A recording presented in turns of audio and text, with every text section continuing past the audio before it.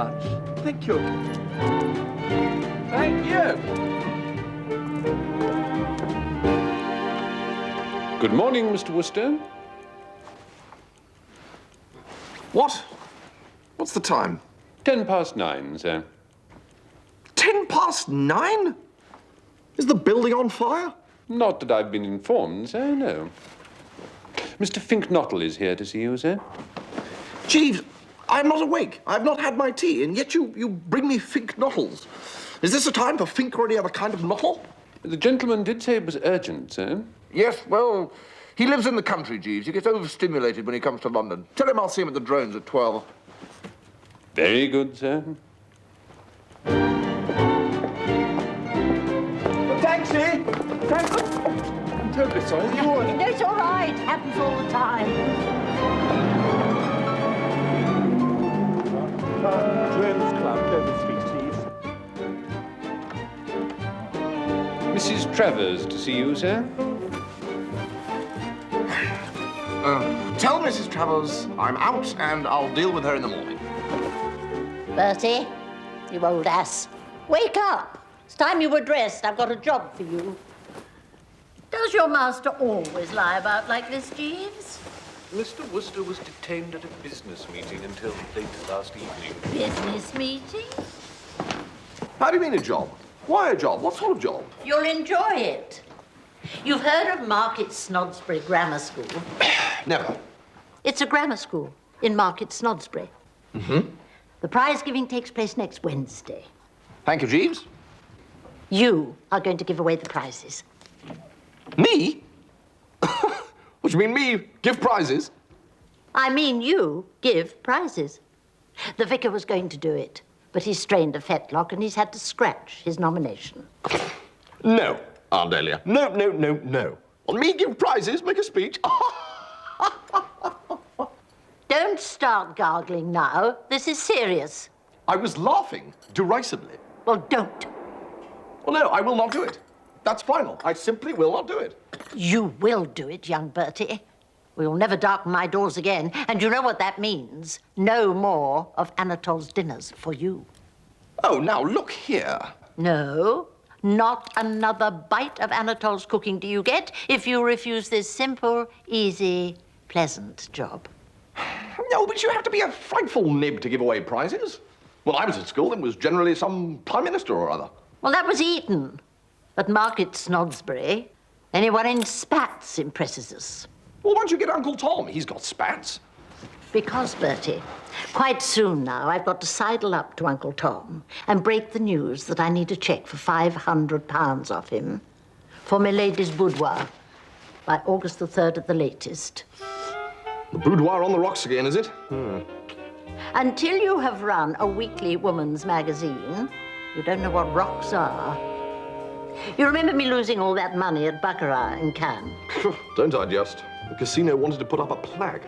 But that wasn't Uncle Tom's money, surely? No, but it was money that he'd given me to pay my lady's boudoir's bills. Oh, law. So if you think that I'm going to ask him to put on the top hat and the lavender gloves and distribute prizes at the Market Snodsbury Grammar School... Yes, I see what you mean. I shall give you today to set your affairs in order and expect you at Brinkley Court tomorrow. You'll enjoy it. I can't understand Gussie Fink-Nottle being in London, Jeeves. Till now, he's always remained glued to the country, completely surrounded by newts. Sir? Morning, Jarvis. Newts, Jeeves, you know, those little lizardy things that charge about in ponds. Oh, yes, sir. The aquatic members of the family Salamandridae that constitute the genus Mulga. Yes, they're the chaps. Anyway, he used to keep them at school. I believe young gentlemen frequently do, sir. Arrived at man's estate, he retired to the depths of the country and gave up his life to these dumb chums. I suppose he used to tell himself that he could either take them or leave them alone, and then found too late that he couldn't. It's often the way, sir. Morning, Molly. Morning, sir. He didn't say what he wanted, did he, Jeeves? He confided in me to the extent that he's enamoured of a young lady, but that she makes him nervous, sir. Well, are we surprised? You look at the life he's led. I don't suppose he's even spoken to a girl in 5 years. Well, what a lesson this is to us, Jeeves. this life, you can either shut yourself up in a country house and stare into a newt tank, or you can be a dasher with the sex. But you can't do both. It's a sad reflection, sir. Gussie didn't mention this girl's name at all, did he? She's a Miss Bassett, sir, Miss Madeline Bassett. Well, I'm dashed. I'm positively dashed, Jeeves. Indeed, sir. Is the young lady an acquaintance of yours? Absolutely. Her father is the beak who fined me £5. Well, I must confess, Jeeves, until you supplied this information, I had definite doubts about Gussie's chances. But now, hope begins to dawn. He's just the sort of chap that Madeline Bassett might scoop up with a spoon. This is indeed good news, sir. I won't go so far as to say she actually writes poetry, but when a girl suddenly asks you out of a clear blue sky if you don't think that the stars are God's daisy chain, well, I mean, you do begin to wonder, Jeeves. Indeed, sir.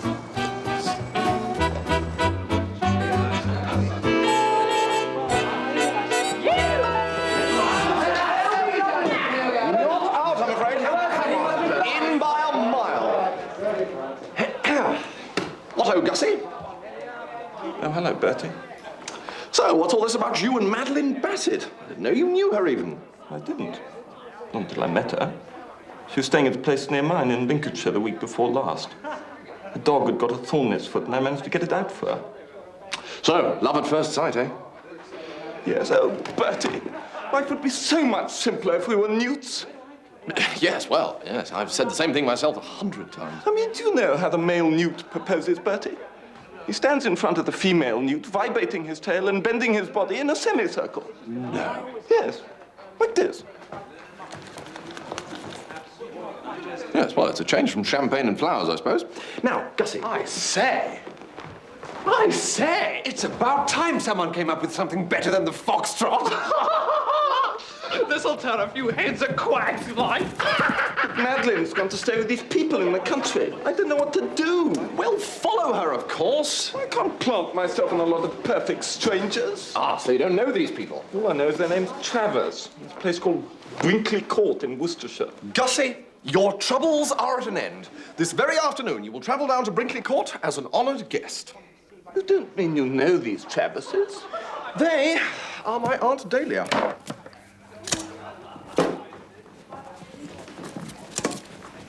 But what do I do when I get there? Well, if you knew Brinkley Court, you wouldn't ask that question. Really? Place is simply soggy with atmosphere. I've got engaged 3 times at Brinkley. Really? No business resulted, of course, but the fact remains. Thank you so much, Bertie. On consulting engagement book, deeply regret am unable to come down, so am sending my friend Augustus Fink-Nottle to enjoy your hospitality instead. He well known in Lincolnshire as distributor of school prizes, so there isn't any need for me now, is there? Toodaloo, your loving nephew, Bertie. Excellent. 47 ginger and his sailors. You can bet you're going to hear the one they hear. I stake everything on propinquity, Jeeves. At the moment, Gussie is a mere jelly when in the presence. But ask yourself how he's going to feel in a week or so after he and she have been helping themselves to sausages out of the same dish day after day at the breakfast sideboard. Golly, Jeeves. So? Well, you see, here is an instance of how you have to think of everything. You heard me mention sausages? Sausages? Yes, sir. Take down a telegram, Jeeves. I must warn Gussie without delay. He's got to create the impression in this girl's mind that he's pining away for love of her. This cannot be done by wolfing down sausages. Ready? Indeed, sir, yes. Fink-Nottle, Brinkley Court, Market Snodsbury. Lay off the sausages, Bertie. Very good, sir. No, wait a sec. P.S. Also, avoid the ham. Yes, that should do it. I say, Jeeves, as a matter of interest, what are you doing? I merely ask. I'm sorting through these clothes. These are for repair and these for discarding. Oh, wait a second. This white mess jacket is brand new. I assume it had got into your wardrobe by mistake, sir, or else that it had been placed there by your enemies. I will have you know, Jeeves, that I bought this in Cannes. And wore it, sir? Every night at the casino. Beautiful women used to try and catch my eye. Presumably they thought you were a waiter, sir. Now, look here, Jeeves. Excuse me, sir. Telegram for Mr. Wooster. Telegram for you, sir? Well, read it, Jeeves, read it.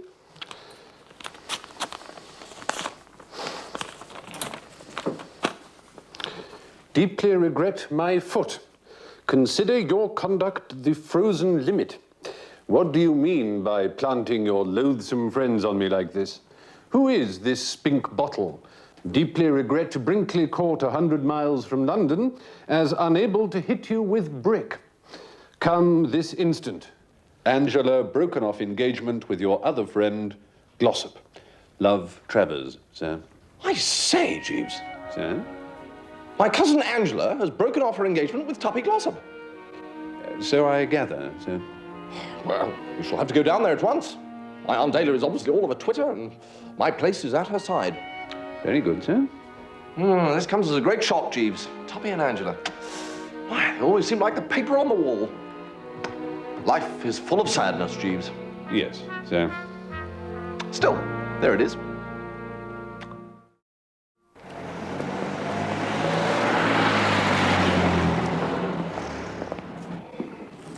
What is it about uncles and aunts, Jeeves? I really couldn't say, sir. I mean, with one's parents. After a few preliminary skirmishes over sago pudding and stewed rhubarb, one settled down into some sort of amicable, if humdrum, relationship. But aunts, Jeeves. Very true, sir. I don't even know the meaning of the word humdrum. Amongst the grim regiment of my aunts, only Aunt Dahlia stands alone as a real sportsman. I mean, look at my Aunt Agatha. Indeed, sir, yes. And Aunt Julia? Quite, sir. And Aunt Charlotte. Oh, she's the one who sent me that rather bitter postcard of Little Chilbury War Memorial when I refused to take her frightful child to lunch on the way back to school. Aunts are noted for their strong opinions, sir. It's a distinguishing mark of the breed. Yes, but it's the things they say, Jeeves. Aunt calling to aunt like mastodons bellowing across primeval swamps. But swamp or no swamp, Jeeves, we must hie us to Brinkley Court. We have a duty to cousin Angela. Cousin in need is a cousin indeed. Very true, sir.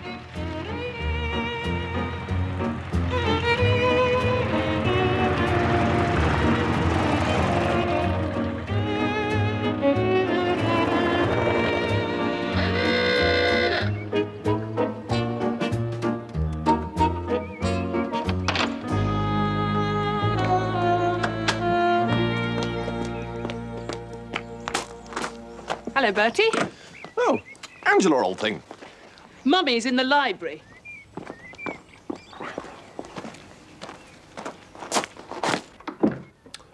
Hello, Aunt Dahlia. Ah, Bertie. Anatole and I were just going over his wonderful menu for dinner. For you, Mr. Wooster, I add a dish. Your favorite, my timbale de riz de veau Toulousien. Oh, wheel it on, Anatole, old friend. Wheel it on. Oh, I will eat, Monsieur Wooster. Have no fright. Righto.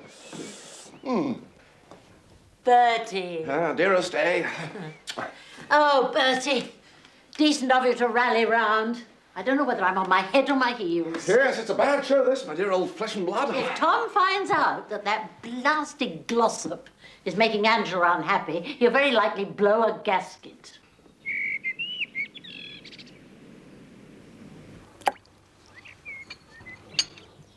The trouble is, Tom's just had a demand from the income tax people for an additional £58, 1 and threepence.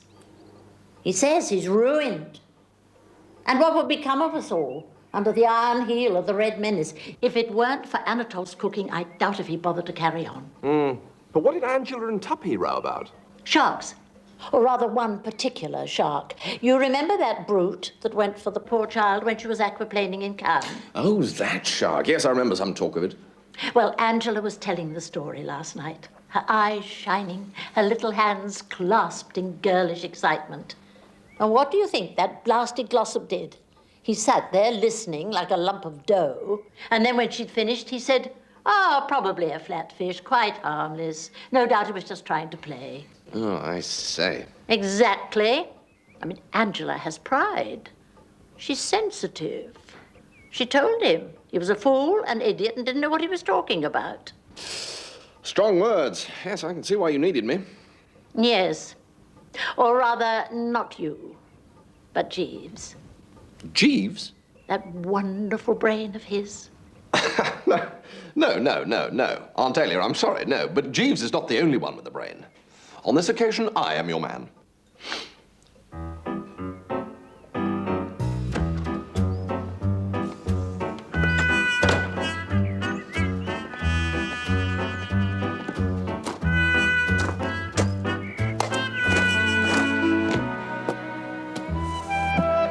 What-ho, Tuppy? Oh, hello, Bertie. You've heard of this business, I suppose? Me and Angela? Yes, some little friction, I gather, in Ray Angela's shark. Angela had just been most offensive, the little squirt. I merely seized the opportunity to get a bit of my own back. Offensive? It's most offensive. I mean, just because I happened to let fall some casual remark to the effect that I wondered what Anatole was going to give us for dinner, she said I ought not to always be thinking about food. But you still love her, don't you? I'm not saying I don't love her, little blighter.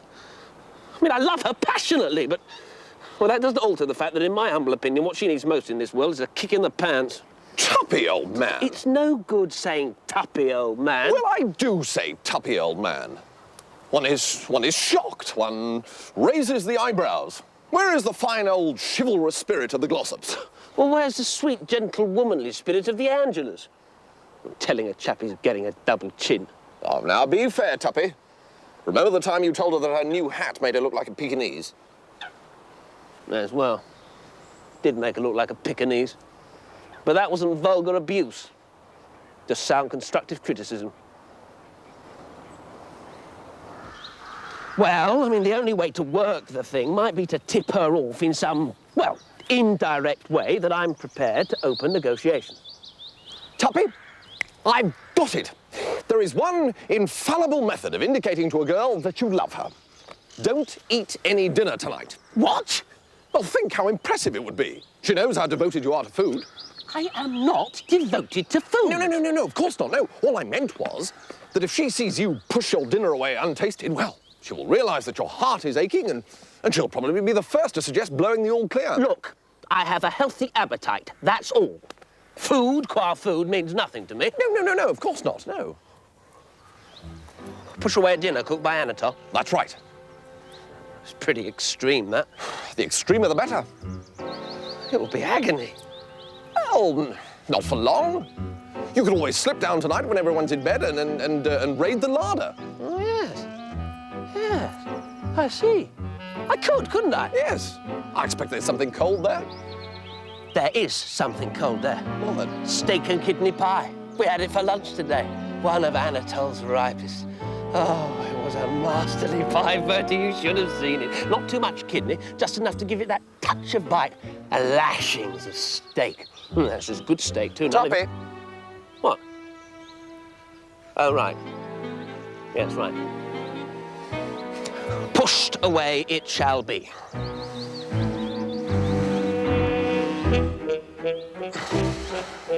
Terrific idea, Bertie.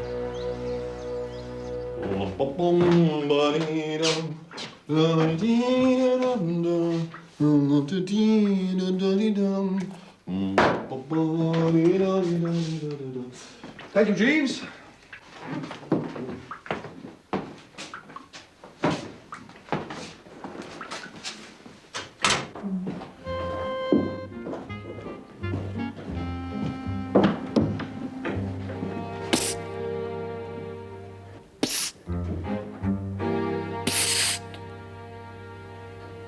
What-ho, Gussie?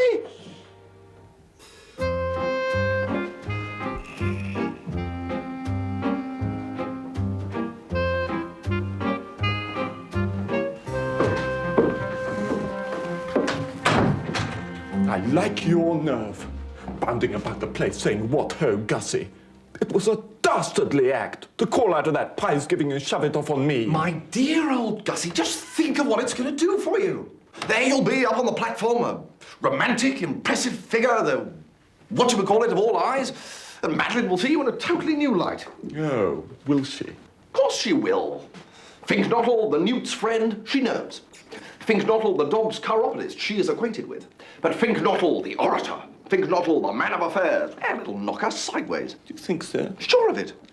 I suppose it might be all right. But you seem so aloof, Bertie, so remote.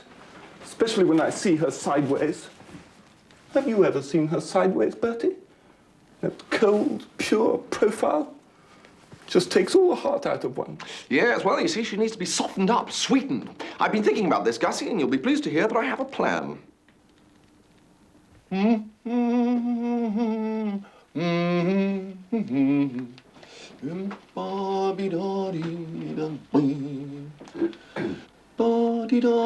Be so good, Jeeves, as to shove that bally black thing back in the wardrobe and bring me my white mess jacket with the brass buttons.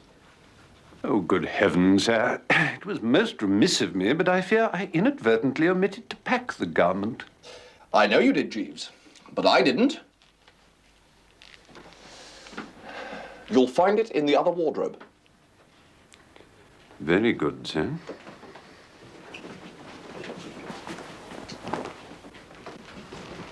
The rift between Tuppy and my cousin Angela appears to be serious, Jeeves. Indeed, sir. Well, I've had rather a stunning idea, Jeeves. And I've been in conference with Mr. Glossop, and everything is taped out. Indeed, sir. Jeeves, I'm sure that nothing is further from your mind, but you know, you have a way of saying indeed, sir, which gives the impression that it's only a feudal sense of what is fitting, which prevents you from substituting the word says you. I'm distressed to hear this, sir. Well, so you should be, Jeeves. Corrected. Very good, sir. You'll be glad to hear that I have taken steps in the matter of Tuppy and Angela. Indeed, sir. Jeeves? Sorry, sir. Please continue. Right. This is the plan. I have recommended to Tuppy that at dinner tonight he lay off the food. Sir? Tut, Jeeves. Have you forgotten the telegram that I sent to Gussie Fink-Nottle, steering him away from the sausages and ham? Well, this is more of the same thing. Pushing away the scoff is a universally recognized sign of love. Nothing elaborate, you see? No, sir. Nothing strained or bizarre or far-fetched, just nature's remedy. It cannot fail to bring home the gravy, Jeeves. Surely you must see that. Well, sir? You don't think my scheme will work? I fear that Miss Angela may merely attribute Mr. Glossop's abstinence to indigestion, sir. I say, Jeeves, I've just had another thought. Oh, I am relieved, sir. Help me on with the jacket, Jeeves. Which way up does it go, sir?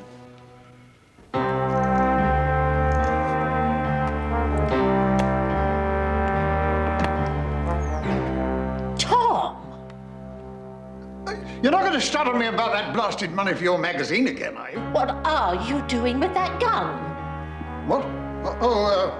Heard someone creeping around outside last night. Tonight I'm going to be ready for them. I forbid you to play around with that gun. Blast it, Dahlia. Not another word, Tom. I forbid it. You know you always shoot the wrong people.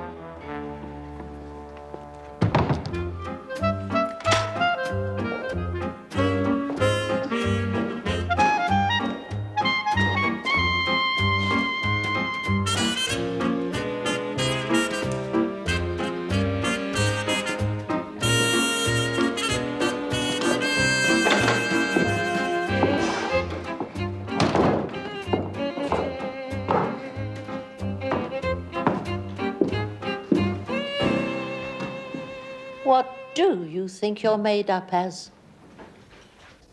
What, the jacket, you mean? You look like one of the chorus in Act 2 of a touring musical comedy. Tut. What did you say? I said tut. Say it again and I'll biff you where you stand. I have enough to endure without being tutted at. Well, quite. Any tutting that's required, I'll attend to myself. My dear old aunt, your troubles are over. The Wooster brain has shifted smoothly into top gear once more. Oh, no. What have I done to deserve this? There is only one course for you to pursue. You must go on the Wooster diet. The Wooster diet?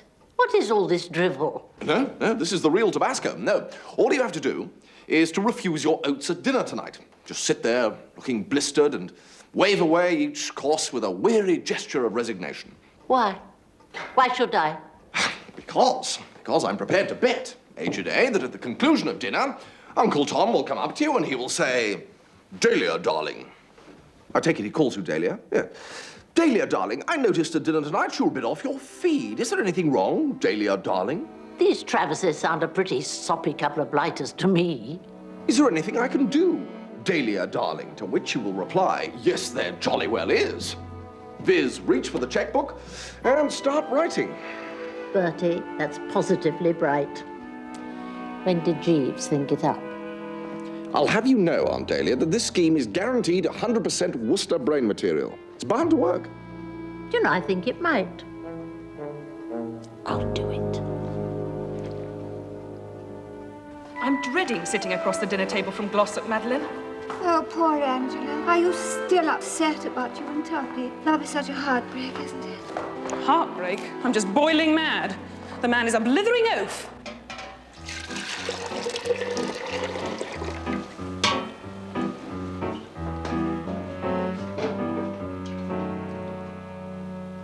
Oh, it's magnifique.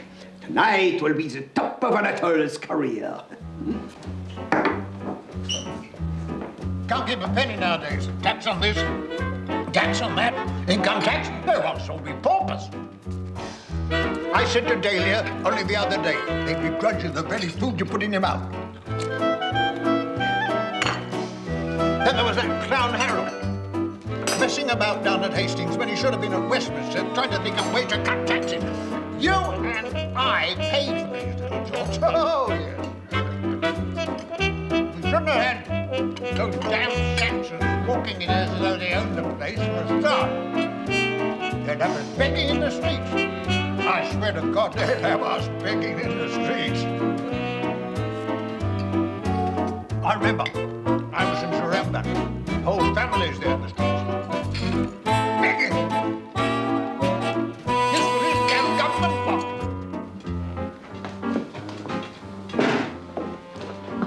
You do not like my consommé aux pommes d'amour? No, it is not possible. Oh, no, no, no.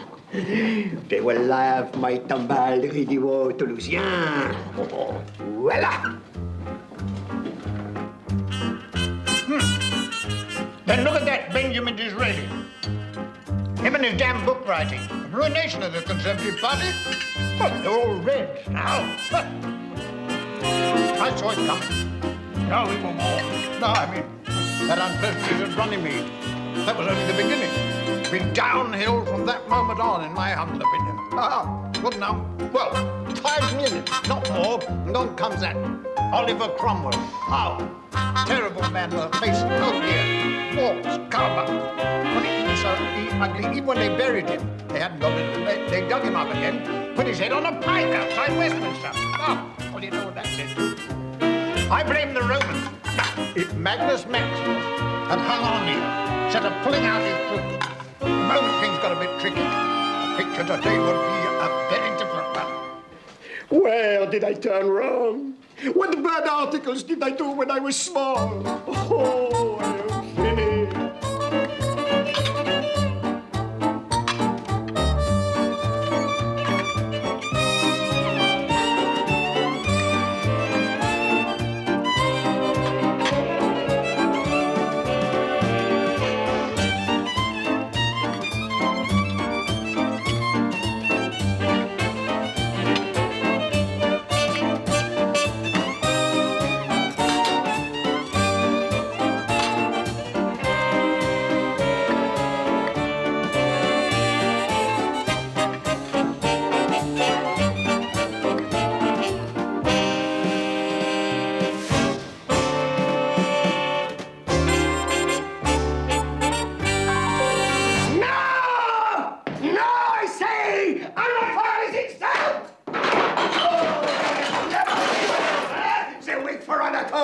Seems a nice word. They flatten him, then make him jealous of his artisticness. Say leap. Well, Anatole can leap too.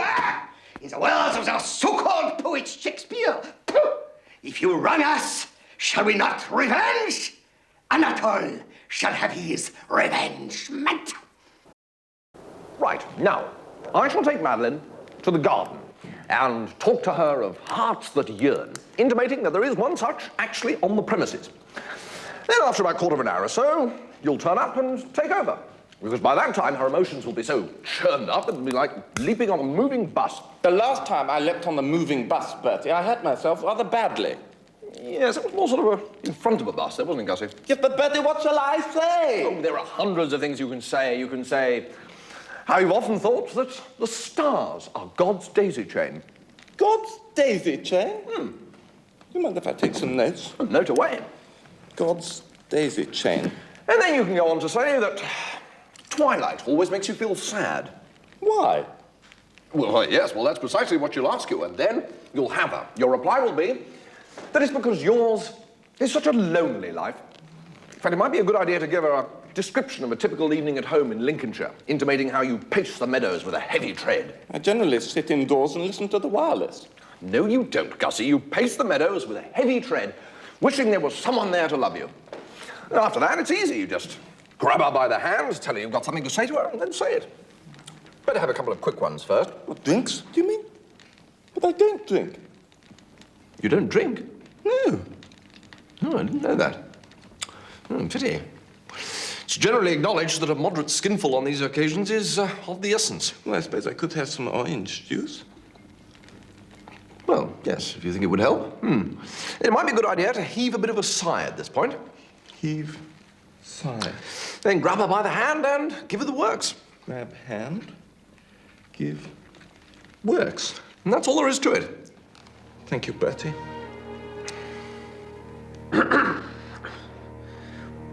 Well, would you like some coffee, Angela? No, thank you, Mr. Glossop.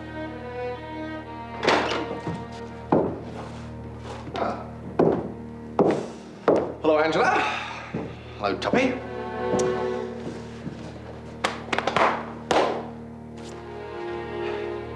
Yes.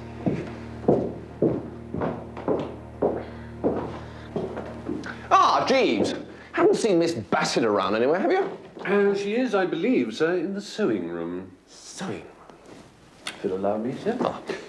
I trust your dinner plan was a success, sir? Howling, Jeeves, as you'll no doubt be surprised to hear. Tuppy and Miss Travers are reunited in the drawing room. This is indeed good news, sir. Ill-informed servants' hall gossip had it that the cook, Anatole, had given his notice, sir. Yes, well, of course, I'm not in a position to comment on chit-chat, Jeeves, but I suppose there is always a possibility. Anatole is foreign, Jeeves. Really, sir? And therefore, excitable. I shall bear it in mind, sir. The sewing room, sir. Thank you, Jeeves. Ah, Madeline, old thing. Care for a stroll? Jolly good. That dinner tonight, I couldn't eat any of it, of course. Far too upset. But look, I don't suppose you noticed, but I actually pushed away a whole plate of roast lamb. For God's sake! Oh, Bertie, what a beautiful night. Rather. All the little flowers have closed their eyes. Really? And all the little stars have woken up. Good Lord.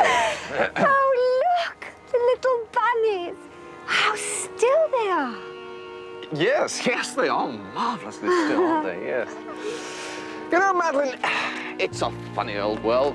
As a matter of fact, where are you going? I thought we were going for a walk. Oh, I thought we had. Oh, Bertie. Psst. But are you there? Gussie? Psst. Gussie?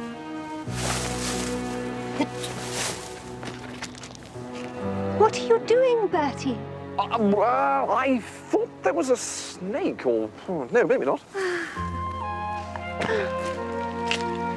I think old Mr. Moon is ever so shy, Bertie. He keeps hiding behind the clouds. Yes, he does, doesn't he? Yes, now, Madeline, talking of being shy, you know, there's an aching heart here at Brinkley Court. Ah, yes. Life is very sad, isn't it? Yes, well, it is for some people, yes. Now, we take this aching heart, for instance. This heart that I'm talking about is aching like bilio. You mean for love? Problem is, it can't quite bring itself up to scratch to tell you the position.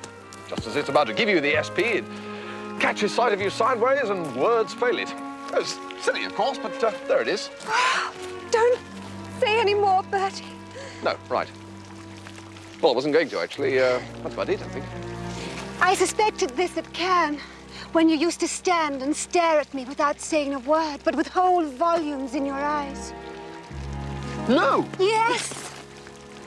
A girl always knows.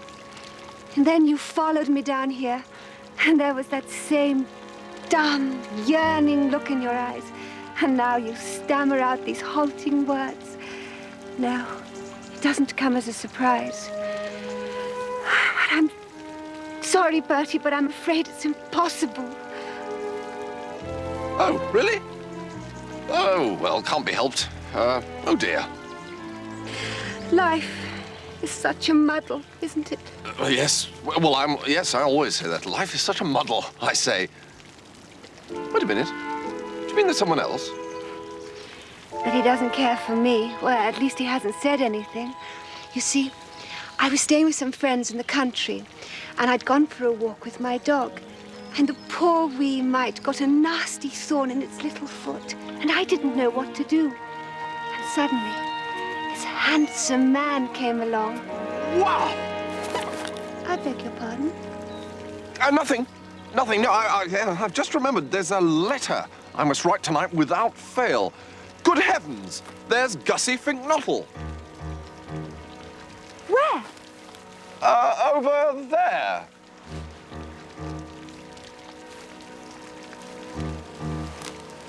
Ah, yes, there he is. Yes, well, I think I'd better be going in. Gussie will take care of you.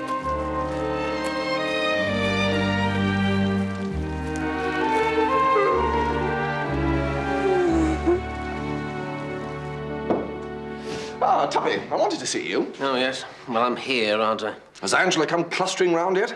No, she has not. Oh, that's very odd. She must have noticed your lack of appetite. Lack of appetite? I'm as hollow as the Grand Canyon. No, be brave, Tuppy. Fix your thoughts on that cold steak and kidney pie in the larder. You would go and bring that up, wouldn't you? Just as I've managed to stop thinking about it. Well... Look, why don't you just buzz off, Wooster? Right.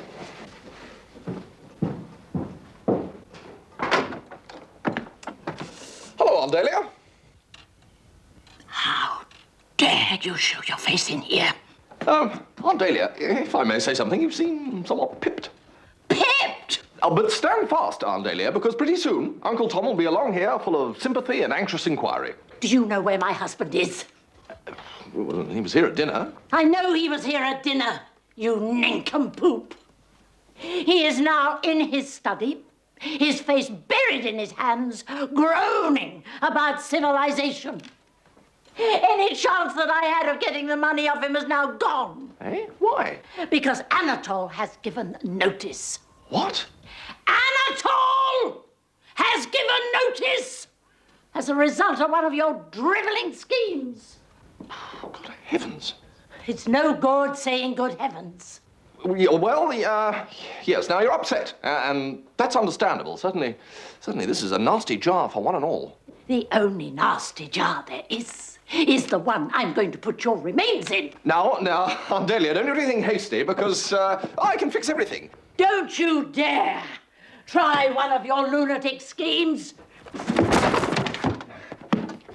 Ah!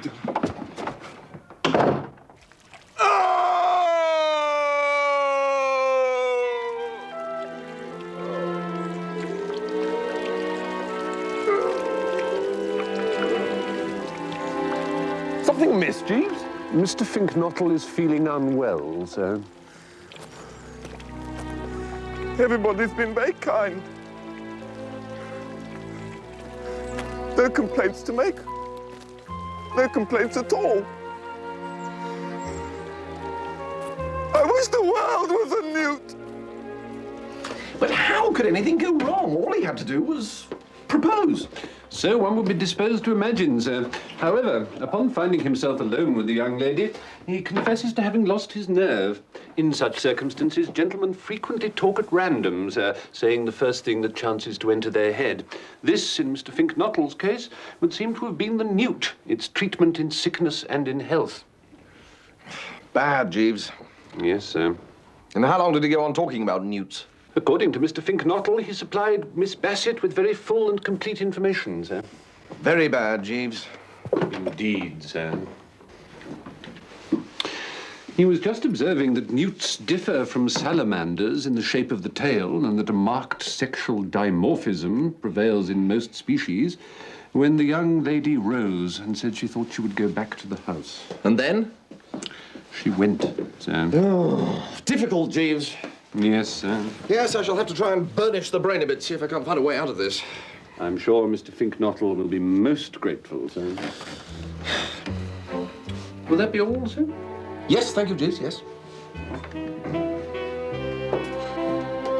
One moment, my fine chap, Mrs. Travers. I can take a few smooths with the rough, is true, but you do not play larks against me on my foot. No, I do not remain no longer in this house. No more. I piss off and do not stay planted. I am a letter of principle.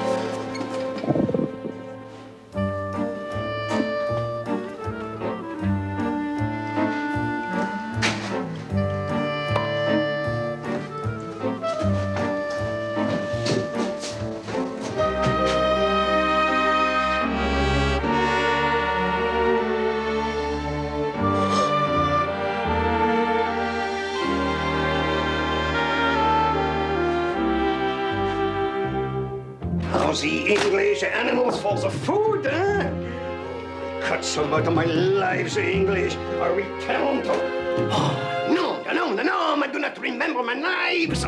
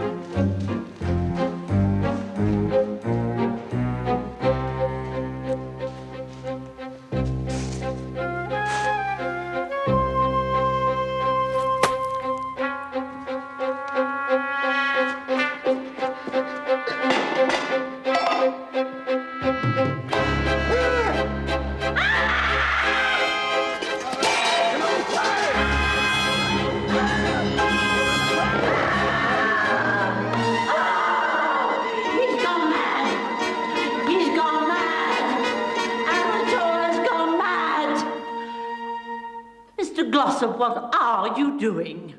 I should have told you, Mamma. Mr. Glossop always likes to have 3 or 4 good meals during the night. It helps keep him going till breakfast. No crazy, Mrs. Travers. You be nice to Anatole. Anatole. Now, you just drop those knives, Anatole. And what are you doing with that gun, Tom Travers? Nothing, my dear.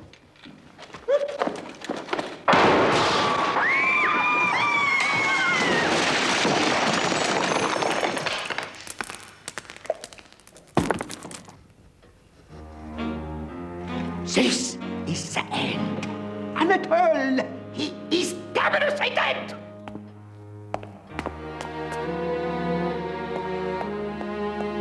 This is all your fault, Wooster. Me? What have I done? Jeeves, pack Mr. Wooster's bags.